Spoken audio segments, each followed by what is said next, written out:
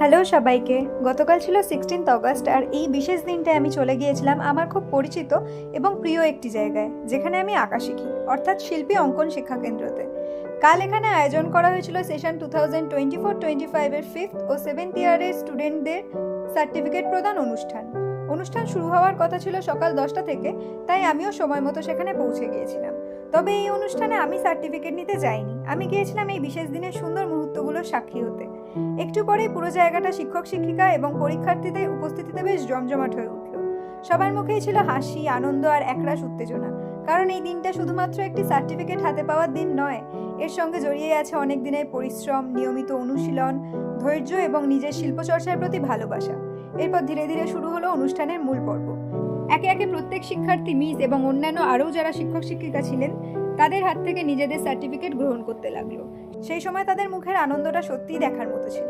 আমরা অনেক সময় একটা সার্টিফিকেটকে শুধুমাত্র একটা কাগজ হিসেবে দেখি, কিন্তু একজন শিক্ষার্থীর কাছে এই সার্টিফিকেটের পিছনে লুকিয়ে থাকে অসংখ্য দিনের পরিশ্রম, ভুল থেকে শেখা, বারবার চেষ্টা করা এবং নিজের আঁকাকে আরও ভালো করার ইচ্ছা।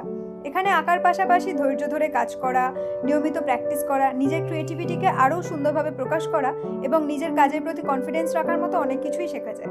তাই এই দিনটা প্রত্যেক পরীক্ষার্থীর কাছে নিঃসন্দেহে খুব বিশেষ এবং স্মরণীয়। যারা এই বছর সার্টিফিকেট পেয়েছে তাদের প্রত্যেককে জানাই অনেক অনেক অভিনন্দন। তাদের শিল্পচর্চা আরও সমৃদ্ধ হোক এবং ভবিষ্যতে তারা আরও বড় বড় সাফল্য অর্জন করুক, এই শুভকামনাই রইল।